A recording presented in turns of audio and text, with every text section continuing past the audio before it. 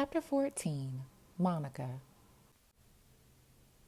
The rattling of the door had irritated Monica. She'd been deep in concentration, trying to recreate the right shade of burgundy for her slippers. She'd gotten up to send the unwanted visitor away, but then she'd opened the door and been met by a man with a smile so bewitching that she'd found herself ushering him in and making a space in their circle, next to her.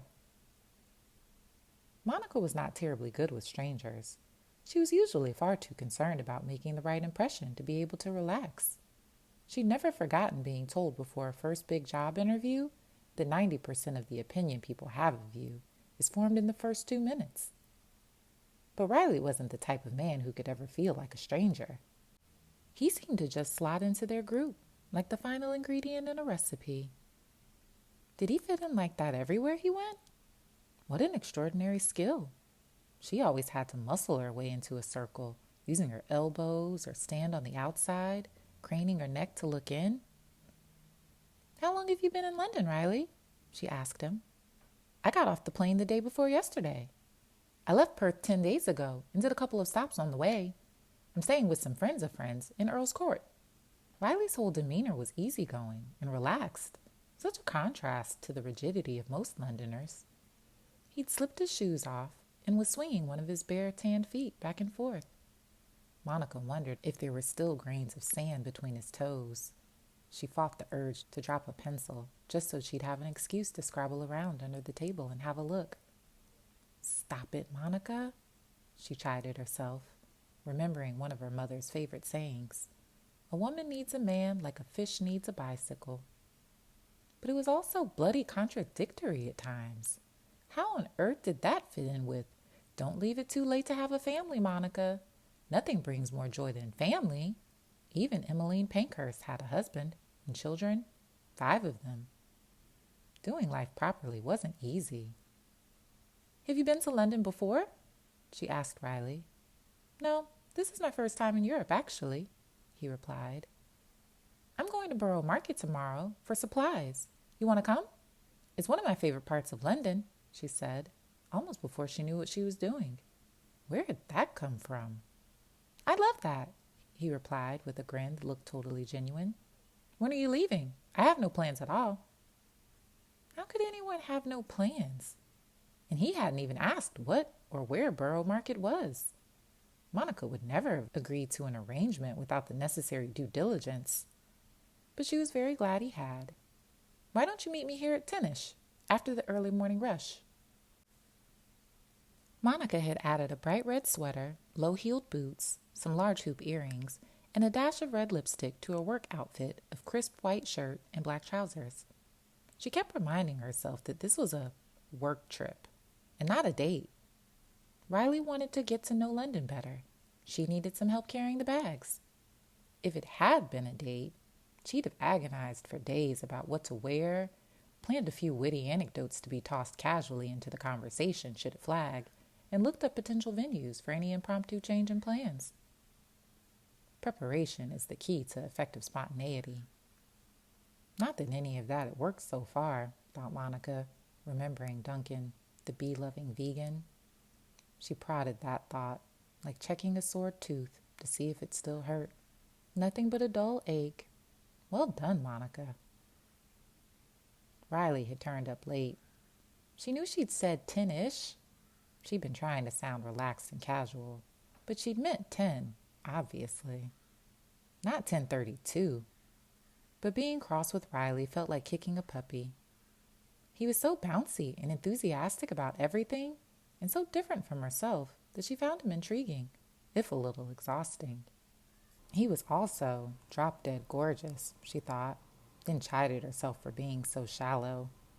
Sexual objectification was not okay under any circumstances. "I wish my brothers and sisters could see all this," Riley said as they wove their way around all the stalls. The various cultures and influences that made up the melting pot of London butted up against one another, assaulting the senses and competing for custom. "I wish I had brothers and sisters," said Monica. "I was a much longed-for only child." "Did you invent an imaginary friend?" asked Riley. "No, I didn't actually. Does that mean I have a terrible lack of imagination?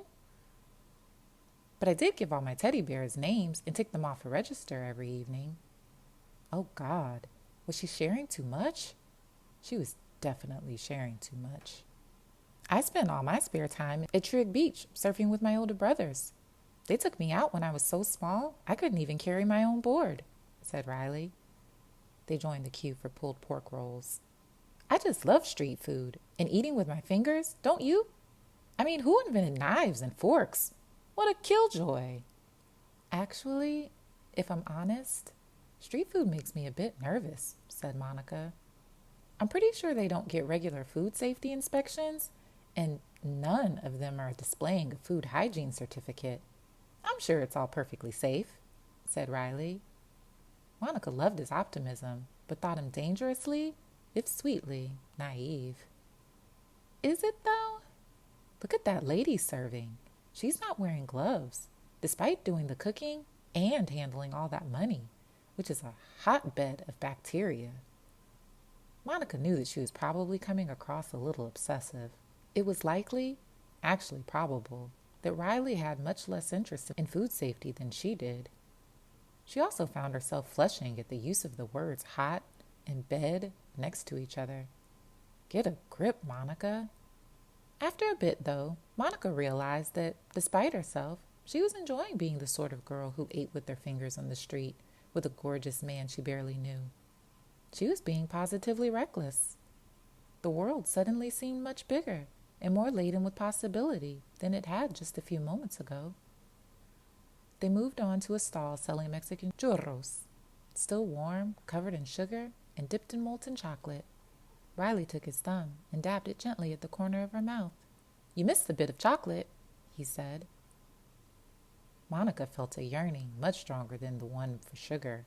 She quickly ran through her mental list of all the reasons why the positively steamy but totally unwelcome visions that had forced their way into her head were never going to be a reality. Riley was just passing through. There really was no point in getting involved. Riley was only just 30, 7 years younger than her, and he seemed even younger. A lost boy in Neverland. He'd never be interested in her anyhow. She knew roughly where she sat in the pecking order of attractiveness. Riley, with his exotic beauty, Australian father, Balinese mother, she discovered, was way out of her league.